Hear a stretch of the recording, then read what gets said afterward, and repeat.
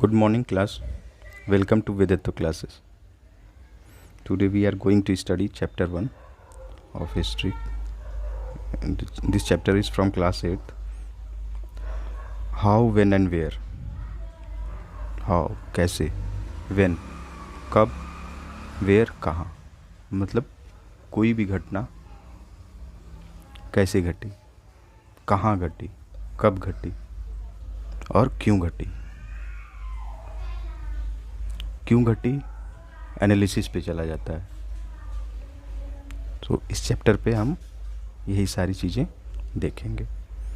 सबसे पहले कहता है how important are dates. How important are dates. Dates कितनी इम्पॉर्टेंट है. हम डेट्स याद करते हैं कि particular war took place this time, India got independence on this time. तो ये सारी क्या है, डेट्स हैं. We become republic on which day? 26 January. We celebrate Republic Day on 26 January. तो वो डेट है ना, एक डेट है जिसको हम सेलिब्रेट करते हैं. आइए पढ़ते हैं, देखते हैं क्या है. How important are dates.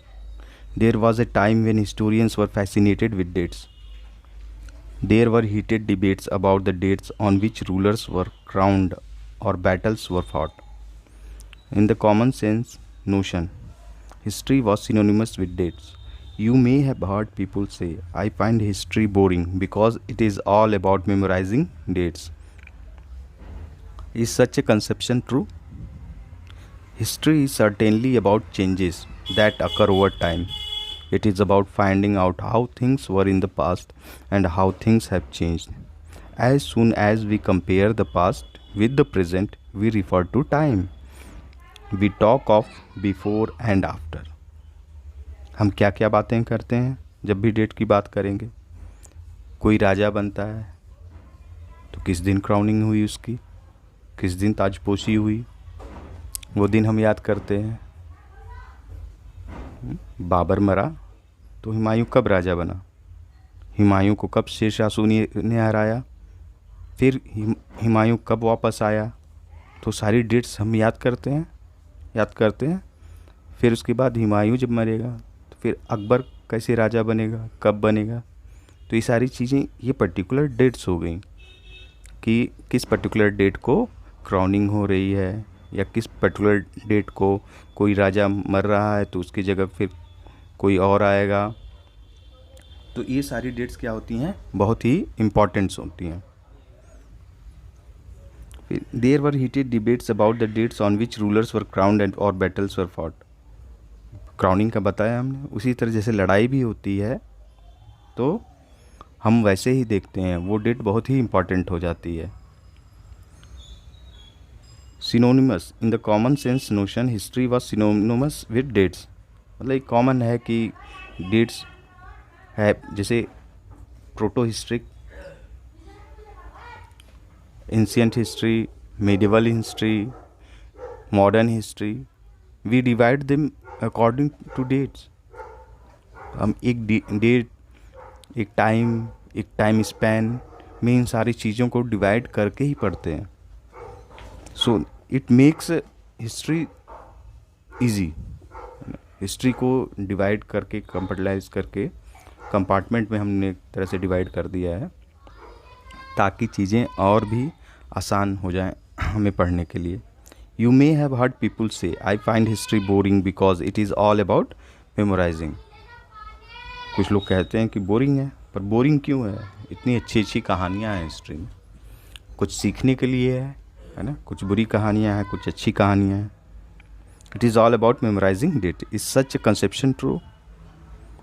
हमें क्या लगता है कि ये जो कंसेप्शन है ये ट्रू है कि नहीं. तो हम ये कह सकते हैं कि हाँ, कुछ हद तक ट्रू है, कुछ हद तक ट्रू है. History is certainly about changes that occur over time. History क्या है, जो चेंजेस हो रहे हैं ओवर टाइम में, स्पैन पे. It is about finding out how things were in the past and how things are have changed. मतलब past में कैसी चीज़ें थी, अब कितना चेंज आ चुका है. कभी हम बैलगाड़ी से चलते थे, आज हम बुलेट ट्रेन, एरोप्लेन, सारी चीज़ों से चलते हैं. As soon as we compare the past with the present, we refer to time. जैसे हम पास्ट और प्रेजेंट को कंपेयर करते हैं, हम एक टाइम पीरियड की बात करते हैं। We talk of before and after. पहले कैसा था, अब कैसा है। Living in the world we do not always ask historical questions.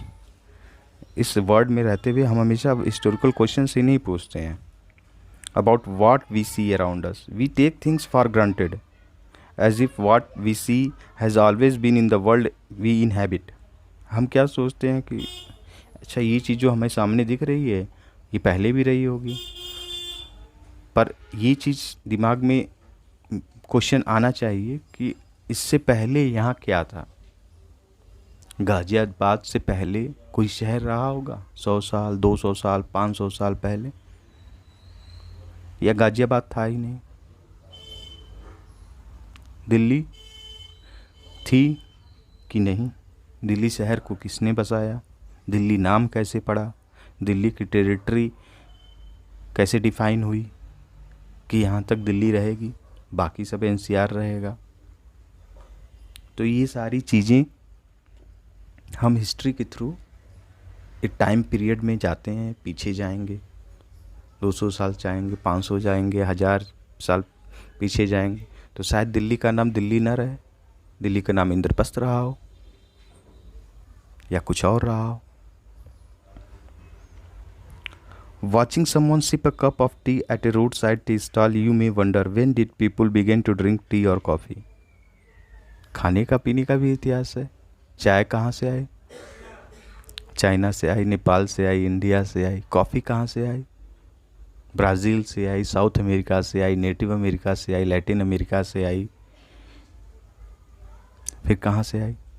तो ये सारी चीज़ें जब क्वेश्चंस उठते हैं, then we go on searching it, हम खोजते हैं, है ना। तो आज तो गूगल बाबा है, गूगल बाबा को बोलिएगा तो वो तुरंत बता देंगे आपको कि ये चीज़ यहाँ से आई, और उसका डिटेल भी बता देंगे, हिस्ट्री से लेके प्रेजेंट तक।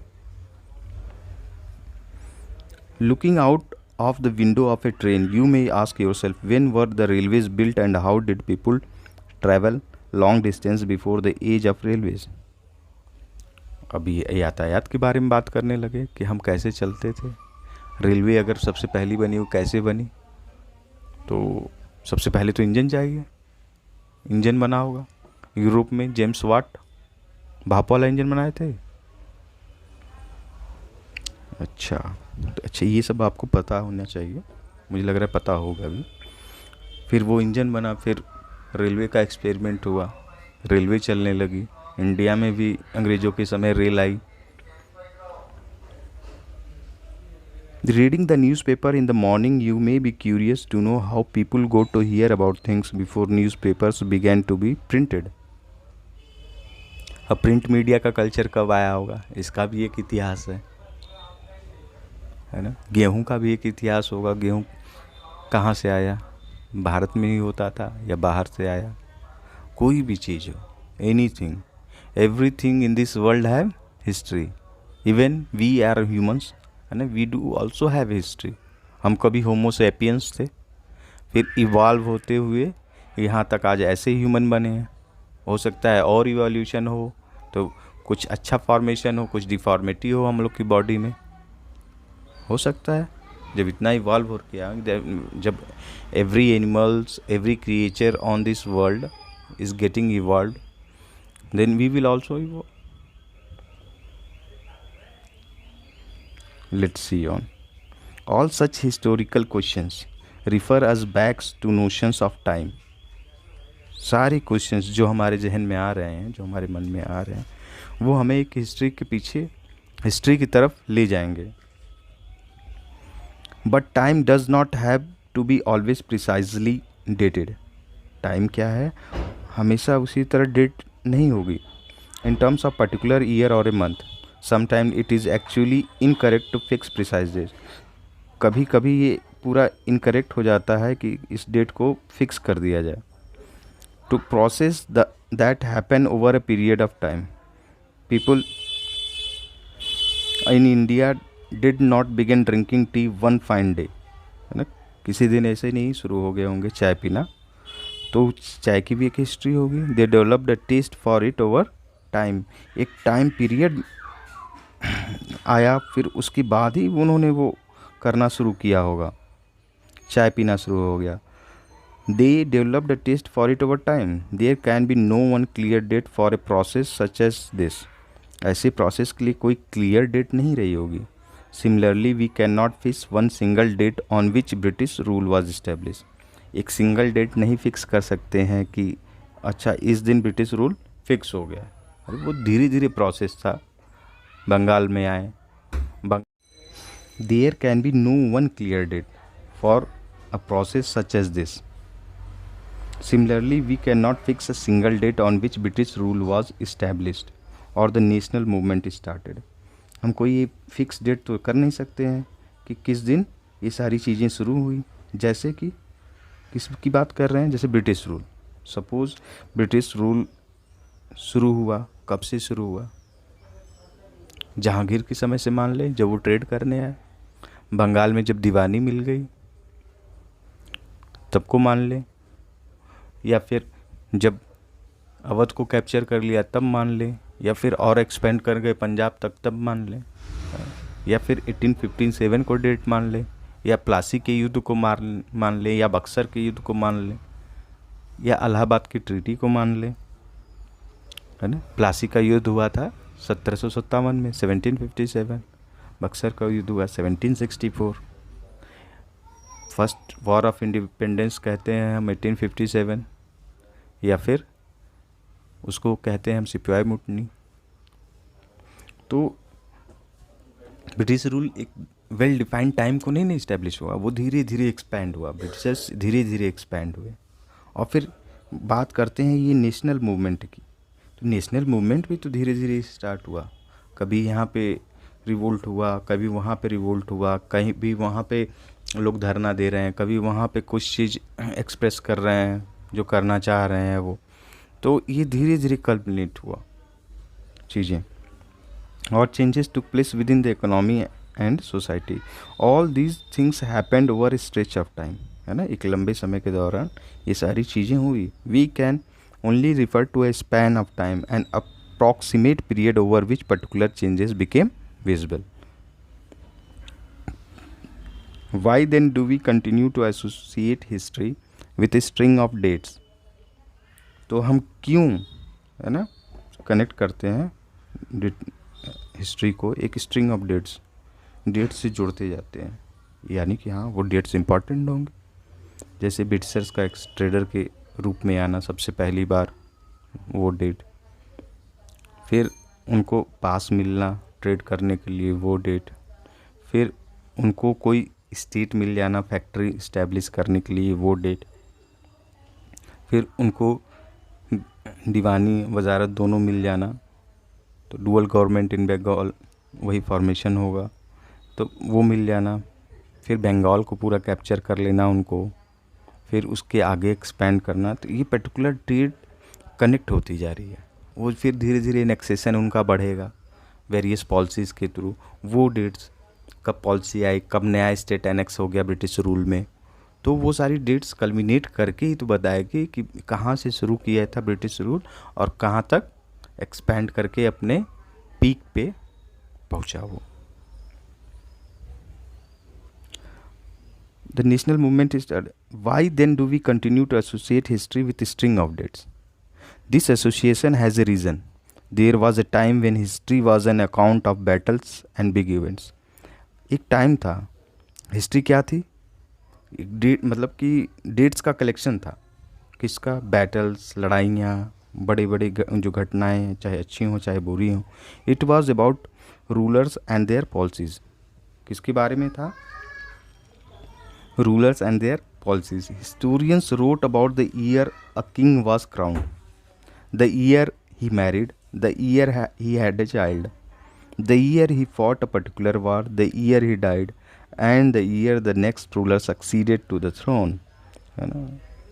तो ये सारी चीज़ें, कब शादी हुई, कब बच्चा हुआ, कब लड़ाई पे गया, कब मरा, कब नेक्स्ट रूलर आया, For events such as these, specific dates can be determined, and in histories such as these, debates about dates continue to be important. तो हिस्ट्री में डेट्स इम्पॉर्टेंट हैं. As we have seen in the history textbooks of the past 2 years, historians now write about a host of other issues and other questions. They look at how people earned their livelihood, what they produced and they ate, how cities developed and markets came up, how kingdoms were formed and new ideas spread, and how cultures and society changed. अच्छा, वो अब historians ये कह रहे हैं कि historians का लिखने का जो तरीका था वो कैसे शिफ्ट हुआ. पहले केवल डेट की culmination, important dates, important things, what happened. अब कोई शहर कैसे इस्टेब्लिश हुआ, ईटिंग हैबिट हमारी कैसे चेंज हुई, हम पहले क्या खाते थे अब क्या खाते थे, कोई आया तो क्या लेके आया, अपना कल्चर लेके आया. कल्चर में सब कुछ आ जाएगा, पहनना, रहना, बोलना, खाना. जैसे मुगल्स आए होंगे तो अरेबिक शायद आई हो, वो अरेबिक को डिजनरेट हुई होगी तो फिर बाद उर्दू बनी हुई होगी. तो ये सारी चीज़ें हम देखेंगे. अब आती है बात विच डेट्स, कौन सी डेट्स है ना. By what criteria do we choose a set of dates as important. किस क्राइटेरिया से हम इन डेट्स को इम्पॉर्टेंट चुनते हैं. The dates we select, the dates around which we compose our story of the past are not important on their own. अपने आप में खुद में नहीं इम्पॉर्टेंट होती हैं, खुद से नहीं इम्पॉर्टेंट होती हैं, क्योंकि उस दिन कोई इवेंट हुआ होगा उतना बड़ा तो वो इम्पॉर्टेंट रही होंगी. जैसे कि चंद्रयान मिशन 3 कल लॉन्च हुआ तो ये डेट इम्पॉर्टेंट है हमारे लिए. हम काउंट करेंगे इस डेट को, क्या ये हमारा तीसरा मिशन था. मोदी फ्रांस गए हुए हैं तो ये डेट इम्पॉर्टेंट है, ये नोट होगी कि इस दिन मोदी की विज़िट फ्रांस में थी. फ्रांस में क्यों थी, क्योंकि उन्हें इनवाइट किया गया होगा. फ्रांस डे था, जैसे हम इंडिपेंडेंस डे मनाते हैं वो फ्रांस डे मनाते हैं 14 जुलाई को. They become vital because we focus on a particular set of events as important. किसी चीज़ को जब हम इम्पॉर्टेंट समझते हैं तो वो डेट भी इम्पॉर्टेंट हो जाती है. जैसे आप लोग अपना बर्थडे सेलिब्रेट करते हैं ना, याद रहता है कि शिवांश का बर्थडे कब है, अंकिता का बर्थडे कब है, अभिषेक का बर्थडे कब है, पार्टी लेनी है, वो डेट याद है. वो आपके लिए छोटा सा इवेंट है टू सेलिब्रेट. उसी तरह जब नेशनल लेवल पे बात करते हैं तो हमारे लिए डेट्स हैं, रिपब्लिक डे है, इंडिपेंडेंस डे है, to celebrate. There might be other national days as well which people celebrate. If our focus of study changes, we begin to look at new issues. A new set of dates will appear significant. कुछ dates ऐसी होंगी जो हमें significant लगने लगेंगी, important लगने लगेंगी जब हम इसी तरह पढ़ेंगे, देखेंगे. Consider an example. In the histories written by British historians in India, जो हिस्ट्री ब्रिटिश हिस्टोरियंस ने इंडिया में लिखी, the rule of each governor general was important. The rule of each governor general was important. तो सारे जो governor general थे British time में, उनका रूल इम्पॉर्टेंट था. These histories began with the rule of the first governor general. अब governor general की जो हिस्ट्री है वो पहले गवर्नर जनरल से बिगेन हो जाएगी. पहला गवर्नर जनरल कौन था? Warren Hastings. And ended with the last viceroy Lord Mountbatten. अच्छा, अब जो governor general to last viceroy, इनकी एक चेन बन जाएगी, है ना. सबसे पहला गवर्नर कौन था? सबसे पहला गवर्नर बंगाल का कौन था? सबसे पहला गवर्नर जनरल इंडिया का कौन था? सबसे पहला वाइसराय कौन था? सबसे लास्ट वाइसराय कौन था? ये स्ट्रिंग ऑफ चेन कनेक्ट हो जाएगी. It is making the dates, the names, the events important to us, to be noted down, to be remembered. In separate chapters we read about the deeds of others. Separate chapters में हम और सारी घटनाओं को पढ़ेंगे। Hastings, Wellesley, Bentinck, Dalhousie, Canning, Lawrence, Lytton, Ripon, Curzon, Hardinge, Irwin. It was a seemingly never ending succession of governor generals and viceroy. मतलब हमेशा कोई ना कोई, एक गया तो एक आया, एक गया तो एक आया, ऐसे ही तो चलता रहा। All the dates in these history books, all the days in these history books were linked to these personalities, to their activities, policies, achievement. It was if there was nothing outside their lives that was important for us to know the chronology of their lives, जो इनकी chronology है ज़िंदगी की, the different chapters of the history of British India. सारे dates, सारे events, सब कुछ important है जिसे हमें देखना ही देखना होगा। Can we not write about Can we not write about the history of this period in a different way? How do we focus on the activities of different groups and classes in Indian society within the format of the history of Governor Generals? Governor Generals को जो history हम लिखते हैं तो कौन सा format है, वो तो क्रमवार से लिखेंगे ना। पहले कौन, फिर सेकंड कौन, थर्ड कौन, फोर्थ कौन, लास्ट कौन, है ना। एक चेन हो गया डेट्स का, नेम्स का, कब कौन बना। वेन वी राइट हिस्ट्री और ए स्टोरी, जब भी हम एक इतिहास या कहानी लिखते हैं, we divide it into chapters, हम चैप्टर्स में उन्हें डिवाइड करते हैं। Why do we do this, हम क्यों करते हैं सोचिए, ताकि हमें पढ़ने में, याद करने में, उन चीज़ों को समझने में आराम रहे। क्योंकि कोई भी चीज़ जो वेल ऑर्गेनाइज्ड रहेगी तो उसका इम्पोर्टेंस उतना ही ज़्यादा रहेगा। तो वो चीज़ें हमको भी समझ में आएंगी, बच्चों को भी समझ में आएंगी, सबको समझ में आएंगी। अब पहले गवर्नर जनरल का काम दे दिया, फिर लास्ट का दे दिया, फिर उनका दे दिया। अब सोचो कि अल्फ़ाबेटिकली गवर्नर जनरल को पढ़ना हो, जिसका नेम ए से शुरू हुआ, बी से शुरू हुआ, तो ये पूरा हौच पौच हो जाएगा, है ना, खिचड़ी बन जाएगी।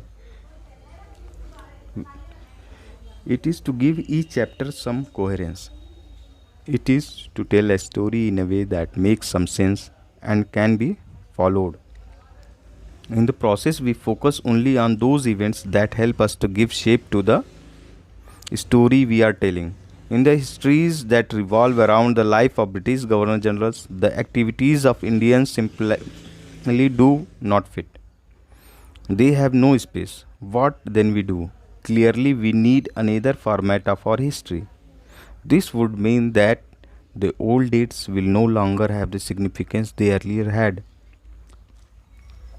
A new set of dates will become more important for us to know. फिर क्या होता है, क्या बात हो रही है? It is to give each chapter some coherence. कुछ लिंक देना है, कुछ इम्पोर्टेंट देना है। It is to tell a story in a way that makes some sense and can be followed. कोई भी बात हो रही है, हिस्ट्री की बात हो रही है, तो उसका कोई सेंस होगा, तभी तो हम पढ़ेंगे। जब उसका कोई सेंस ही नहीं है, कोई मतलब नहीं है, तो हम क्यों पढ़ेंगे। In the process we focus only on those events that help us to give shape to the story we are telling. Process में हम क्या कर रहे हैं, किस पे फोकस कर रहे हैं, उन घटनाओं पे फोकस कर रहे हैं, on those events that help us to give shape to the story we are telling. जो उस कहानी को जो हम कहना चाह रहे हैं उसको एक शेप दे रही है, एक डायमेंशन दे रही है।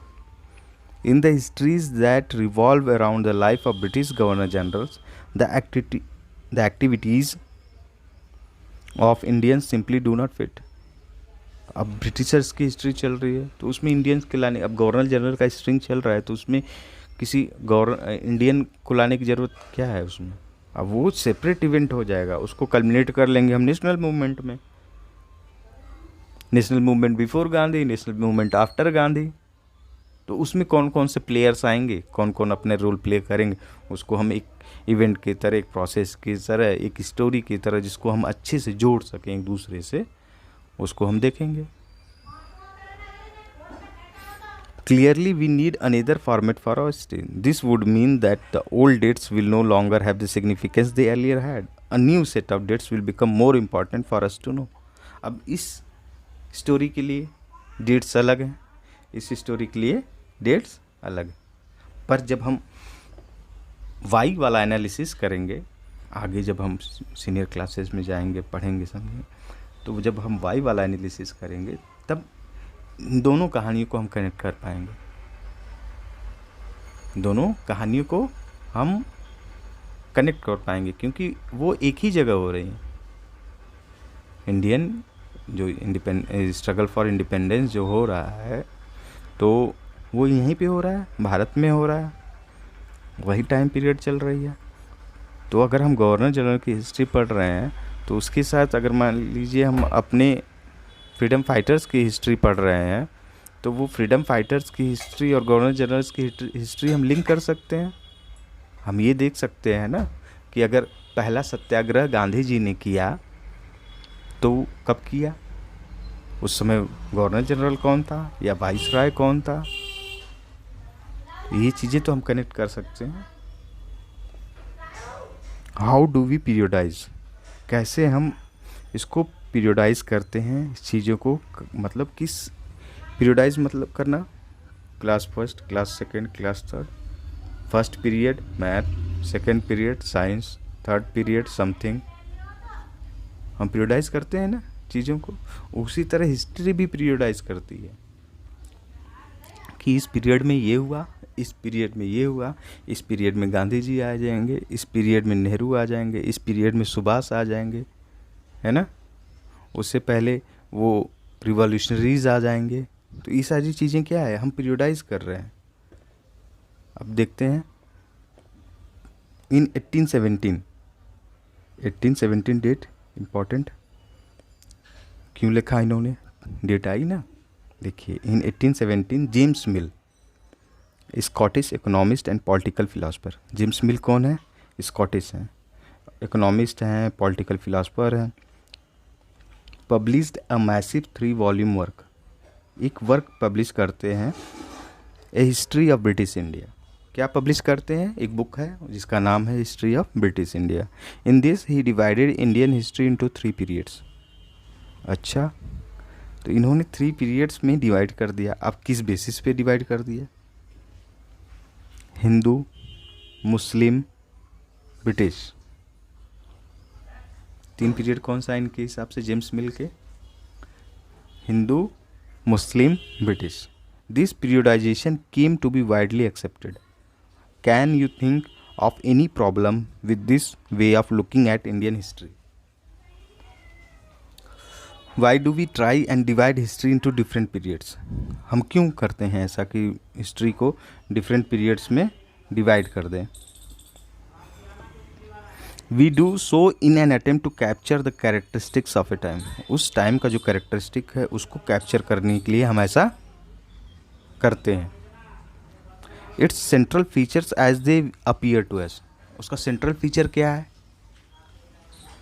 उसकी कैरेक्टरिस्टिक क्या है, हम देखेंगे ना. So the terms through which we periodise that is demarcate the difference between periods become important.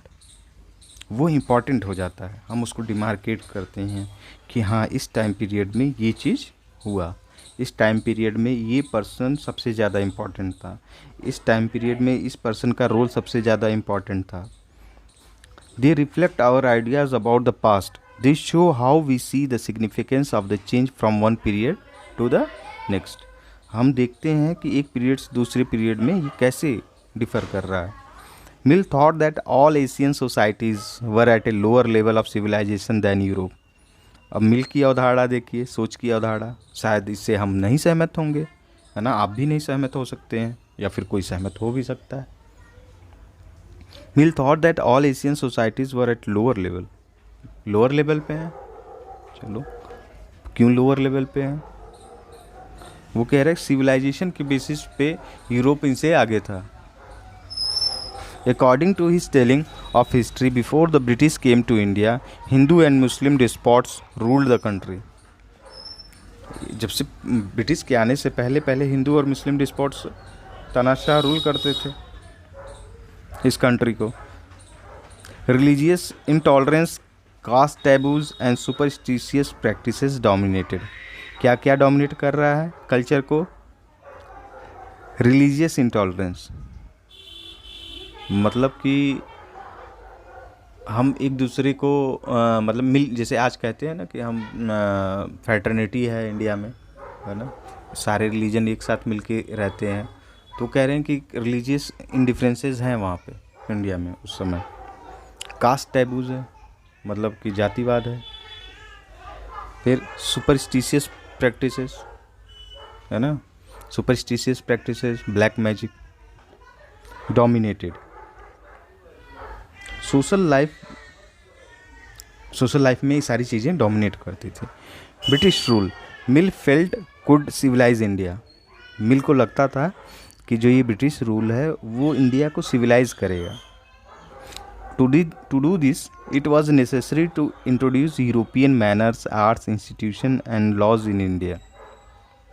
कहते हैं कि ऐसा करने के लिए यहाँ पे यूरोपियन मैनर्स, मतलब यूरोपियन तौर तरीके, वहाँ की कला, वहाँ के इंस्टीट्यूशंस, वहाँ के कानून इंडिया में लाने पड़ेंगे। Mill in fact suggested that British should conquer all the territories in India to ensure the enlightenment and happiness of Indian people.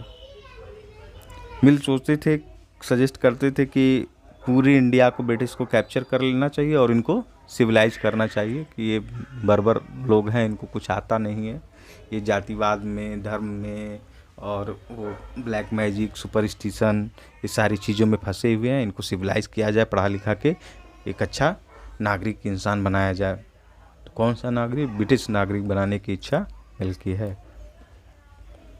In this idea of history, British rule represented all forces of progress and civilization. The period before British rule was one of darkness. British rule के पीछे का जो period है उनके हिसाब से कौन सा है period? Period of darkness. Can such a conception be accepted today? क्या ऐसा कंसेप्शन कोई एक्सेप्ट करेगा आज? कभी नहीं करेगा। In any case can we refer to any period of history as Hindu और मुस्लिम? कभी क्या हम कभी किसी पीरियड को हिंदू पीरियड कह सकते हैं, किसी पीरियड को मुस्लिम पीरियड कह सकते हैं? नहीं। Did not a variety of faiths exist simultaneously in these periods? Why should we characterize an age only through the religion of the rulers of the time? To do so is to suggest that their lives and practices of the others do not really matter. ये सारी चीज़ें matter नहीं करती हैं। We should also remember that even rulers in ancient India did not all share the same faith. हमारे यहाँ जितने भी रूलर हुए प्राचीन भारत में, तो वो भी सेम फेथ को नहीं शेयर करते थे। कोई बौद्ध फॉलो करता था, हिंदू था, कोई जैन फॉलो करता था। Sorry. Moving away from British classification. अब ब्रिटिश क्लासिफिकेशन से जब मूव करते हैं, historians have usually divided Indian history into ancient, medieval and modern. 3 part में डिवाइड किया। जब हम उस जेम्स मिल वाले एक्सप्लेनेशन से हटते हैं, हिंदू, मुस्लिम, ब्रिटिश, तो हम आते हैं एंशिएंट, मिडिवल और मॉडर्न हिस्ट्री में। This division too has its problems. चलो, ये डिवीज़न करने में भी प्रॉब्लम आई होगी। क्यों? ये तो कॉन्सेप्ट आ ही जाएगा ना, कितने पीरियड तक को एंशिएंट में रखा जाए, कितने पीरियड तक को मिडिवल में रखा जाए, कितने पीरियड तक को मॉडर्न में रखा जाए। जब Mughal rule later Mughal rule से मॉडर्न हिस्ट्री बिगन होती है, एक एग्रीमेंट में पहुँचे होंगे ना सारे हिस्टोरियंस, तब उस डेट को फाइनलाइज किया गया होगा, ये पर्टिकुलर ईयर या पर्टिकुलर स्पैन या पर्टिकुलर डिकेड से हम यहाँ से मॉडर्न हिस्ट्री को मानेंगे इस रूल से। और इस रूल से जब तुर्किश इन्वेजन है या उससे थोड़ा सा पीछे राजपूत रूल से या फिर कुछ और से हम मिडिवल हिस्ट्री मानेंगे, उसके पीछे की सारी चीज़ें हम एंशियंट इंडिया मानेंगे। This division too has its problems, ये सारी प्रॉब्लम्स होंगी। It is a periodization that is borrowed from the West, where the modern period was associated with the growth of all the forces of modernity, science, reason, democracy, liberty and equality। क्या कह रहे हैं? It is a periodization that is borrowed from the west. ये जो periodisation है ये waste से बोरो हुआ, पर वो किस बेसिस पे मॉडर्न हिस्ट्री को मान रहे हैं?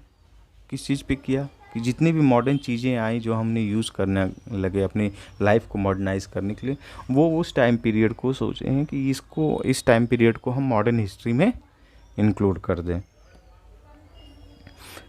Can we uncritically accept this characterization of the modern period to describe the period of our study? जरूरी नहीं है कि हम इसको एक्सेप्ट कर लें सारे कॉन्सेप्ट को। As you will see in this book, under British rule people did not have equality, freedom और लिबर्टी।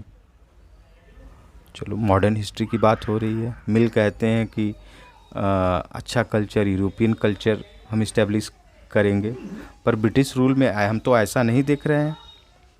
ब्रिटिश रूल में हम तो नहीं देख रहे हैं कि उस समय इक्वालिटी है, फ्रीडम है, लिबर्टी है। फिर किस ब्रिटिश रूल से मॉडर्नाइज करने की या फिर सिविलाइज करने की भारत को मिल बात कर रहे थे? Nor was the period one of economic growth and progress, nor was the period one of economic growth and progress, और ना ही ब्रिटिश रूल में कोई इकोनॉमिक ग्रोथ और प्रोग्रेस हुई। ये तो और शोषित ही भारत के इंडस्ट्रीज़ बर्बाद कर दी गई, जो भी छोटी मोटी industries, jute industry, cotton industry और बहुत सारे उद्योग। Many historians therefore refer to this period as colonial period।